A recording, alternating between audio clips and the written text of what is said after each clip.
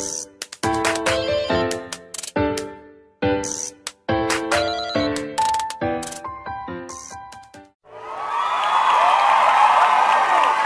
pagi semuanya. Sebelumnya, saya ucapkan terima kasih kepada Ibu Sutri Handayani selaku dosen pengampu mata kuliah akuntansi perpajakan karena telah mengizinkan kami untuk mempresentasikan hasil diskusi kami. Kami akan mempresentasikan yang berjudul Akuntansi Pajak Penghasilan Pasal 24 dan Pasal 4 Ayat 2. Ada pepatah yang mengatakan tak kenal maka tak sayang. Untuk itu, kami selaku dari kelompok 3 ingin memperkenalkan anggota kami. Yang pertama ada Imra'atus Sholihah, yang kedua Eka Susilawati, yang ketiga Nabil Firman Irawan, dan yang keempat ada Nandita Dewi Puspitasari. Perpajakan yang akan kita bahas yaitu yang pertama mengenai pengertian akuntansi pajak penghasilan pasal 24. Yang kedua ada objek dan tarif pajak penghasilan pasal 24. Yang ketiga kredit pajak penghasilan pasal 24 dan sebuah contoh soal yang akan membuat kita lebih memahaminya. Yang selanjutnya ada pengertian akuntansi pajak penghasilan pasal 4 ayat 2. Yang kedua ada objek dan tarif pajak penghasilan pasal 4 ayat 2. Yang ketiga dasar hukum dan pengertian pajak penghasilan pasal 4 ayat 2. Dan selanjutnya kami juga akan membuatkan sebuah contoh soal yang akan lebih memudahkan kami dalam memahaminya. Menjelaskan tentang akuntansi pajak penghasilan PPh pasal 24. Yang pertama, dasar hukum dari PPh pasal 24 ini sendiri adalah Undang-Undang Pajak Penghasilan Nomor 36 Tahun 2008. Pengertiannya yaitu PPh pasal 24 merupakan salah satu bentuk pemotongan dan pemungutan pajak atau pajak yang dibayar atau terutang di luar negeri atas penghasilan dari luar negeri yang diterima atau diperoleh wajib pajak dalam negeri. Boleh dikreditkan terhadap pajak yang terutang berdasarkan undang-undang yang berlaku pada tahun yang sama. Pajak penghasilan pasal 24 biasanya telah dipotong oleh pemberi kerja yang berada di luar negeri. Sama, pajak penghasilan pasal 24 biasanya telah dipotong oleh pemberi kerja yang berada di luar negeri. Objek dan tarif pajak penghasilan pasal 24 sendiri ada 8. Yang pertama yaitu penghasilan dari saham dan sekuritas. Yang kedua, penghasilan berupa bunga, royalti, dan sewa sehubungan dengan penggunaan harta gerak. Yang ketiga, penghasilan berupa sewa sehubungan dengan penggunaan harta tak gerak. Penghasilan berupa imbalan sehubungan dengan jasa, pekerjaan, dan kegiatan. Yang kelima, penghasilan bentuk usaha tetap. Yang keenam, penghasilan dari pengalihan sebagian atau seluruh hak penambangan. Yang ketujuh, keuntungan karena pengalihan harta tetap. Yang terakhir yaitu keuntungan karena pengalihan harta yang menjadi bagian dari suatu bentuk usaha tetap. Kita ke contoh soal yang pertama. PT ABC pada tahun 2009 memperoleh penghasilan sebagai berikut. Yang pertama yaitu dividen dari PT CBA di Amerika sebesar 100 miliar dengan tarif di sana sebesar 20%. Yang kedua, sewa gedung di Singapura sebesar 200 miliar dengan tarif 25%. Dan yang terakhir, penghasilan dari Indonesia sendiri sebesar 300 miliar. Berapakah besar PPh pasal 24 yang diperoleh kredit? Baik, jawaban soal di atas. Mari kita jabarkan. Yang pertama yaitu pajak di Amerika 100 miliar dikali 20% sebesar 20 miliar. 100 miliar ini berasal dari pendapatan yang berada di Amerika dikali dengan 20% persentase yang sudah ditetapkan pada soal tersebut. Yang kedua yaitu pajak di Singapura sebesar 200 miliar dikali 25% sebesar 50 miliar. 200 miliar sendiri yaitu total penghasilan yang ada di Singapura dikalikan 25% persentase dari soal. Setelah itu akan dijumlahkan keseluruhan dari penghasilan tersebut yaitu dari Amerika, Singapura, dan yang berada di Indonesia, yaitu 100 miliar ditambah 200 miliar ditambah dengan 300 miliar sama dengan 600 miliar. Jika diasumsikan peredaran bruto pada tahun 2009 adalah sebesar 56 miliar.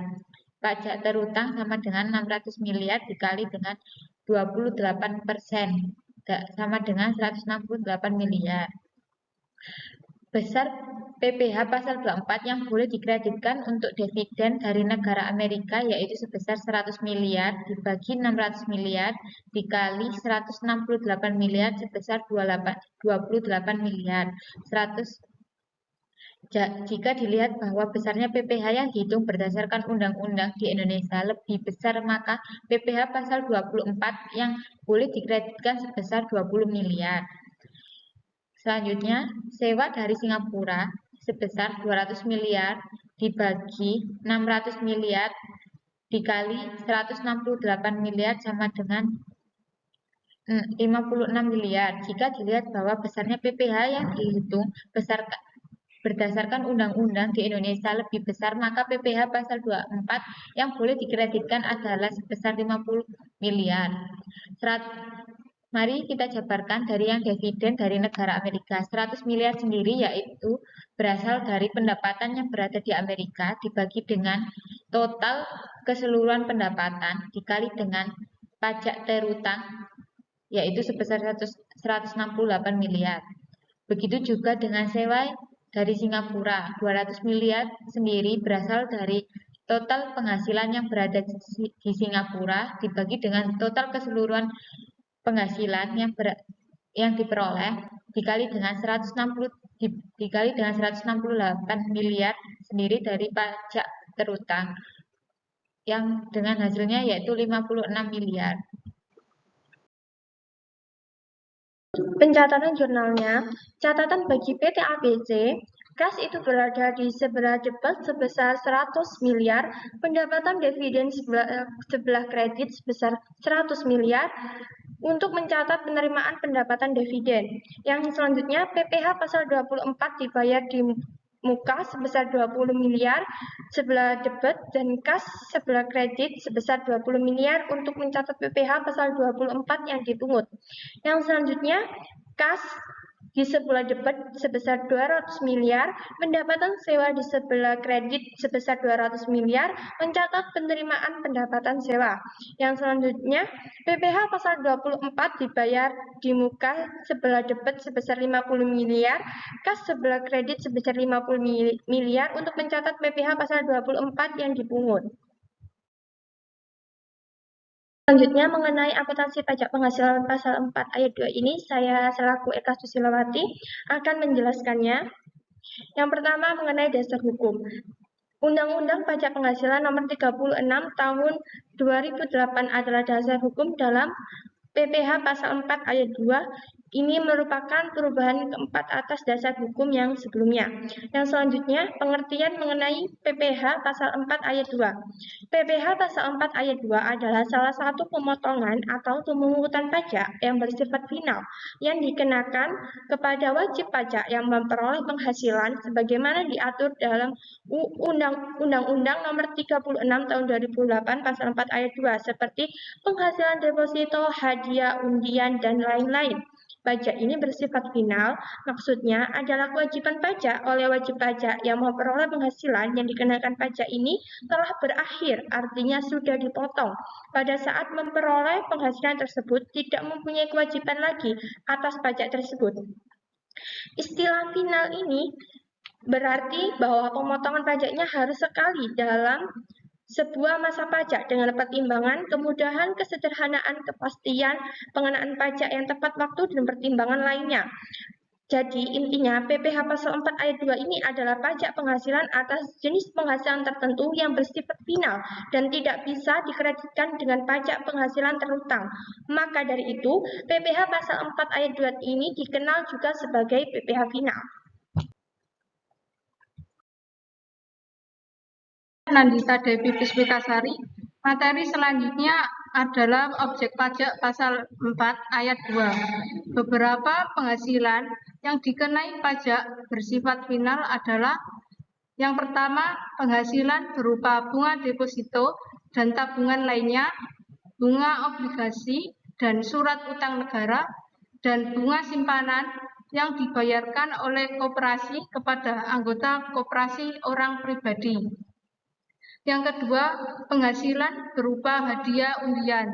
Yang ketiga, penghasilan dari transaksi saham dan sekuritas lainnya, transaksi derivatif yang diperdagangkan di bursa, dan transaksi penjualan saham. Yang keempat, penghasilan dari transaksi pengalihan harta berupa tanah dan bangunan, usaha jasa konstruksi, usaha real estate, dan persewaan tanah dan bangunan. Yang kelima, penghasilan tertentu lainnya yang diatur berdasarkan peraturan pemerintah. Selanjutnya, tarif PPh pasal 4 ayat 2. Tarif untuk masing-masing objek pajak di atas antara lain yang pertama, hadiah undian sebesar 25% dari jumlah bruto per tahun. 2. Bunga deposito dan tabungan serta diskonto SBI sebesar 20% dari jumlah bruto per setahun. Yang ketiga, bunga simpanan koperasi yang terdiri atas penghasilan berupa bunga simpanan sampai dengan 240.000 sebesar 0% per tahun. Selanjutnya, bunga untuk penghasilan berupa bunga simpanan lebih dari 240.000 sebesar 10% per tahun. Yang keempat, transaksi saham di bursa efek terdiri atas saham pendiri sebesar 0,5% per tahun dan bukan saham pendiri sebesar 0,1% per tahun. Nomor 5, penghasilan dari transaksi derivatif sebesar 2,5% dari margin awal per tahun. Yang keenam, bunga atau diskonto obligasi yang dijual belikan di bursa efek sebesar 20% per tahun. Nomor 7, persewaan tanah atau bangunan sebesar 10% per tahun. Yang ke-8, penghasilan atas pengalihan hak atas tanah dan bangunan sebesar 5% per tahun.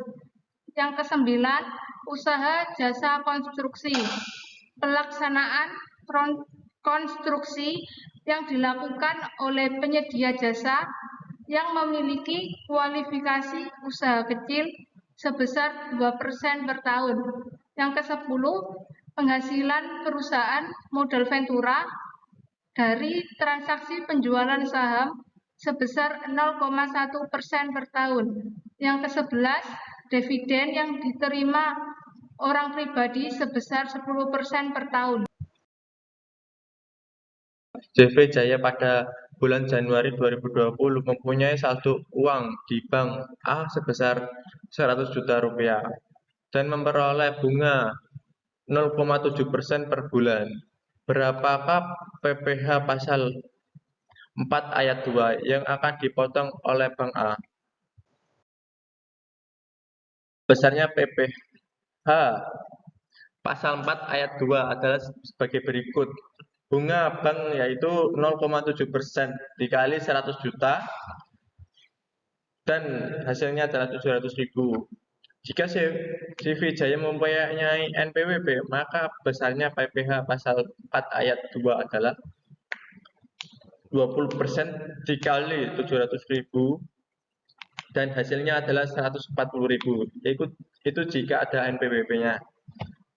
Jika CV Jaya tidak mempunyai NPWP, maka besarnya pas PPh pasal 4 ayat 2 adalah 40% dikali 700.000 dan hasilnya adalah 280.000.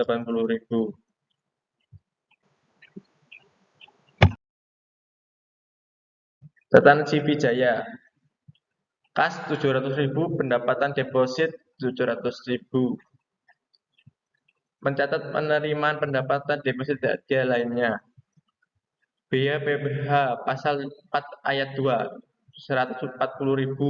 Kas 140.000. Mencatat PPh pasal 4 ayat 2 yang dipungut tadi. Catatan bank. Ini catatan bank A, biaya bunga deposit 700.000 Kas 700.000 mencatat pengeluaran untuk bunga deposit hadiah lainnya. Kas 140.000 utang PPh pasal 4 ayat 2 140.000 mencatat PPh pasal 4 ayat 2 yang dipungut. Utang PPh pasal 4 ayat 2 140.000, kas 140.000 mencatat penyetoran PPh pasal 4 ayat 2 yang dipungut. Presentasi dari kelompok kami, jika ada kata-kata yang kurang nyaman, mohon dimaafkan karena yang nyaman itu saat berada di pelukan. Ayo ting ting makan kepiting. Thank you for everything. Waalaikumsalam warahmatullahi wabarakatuh.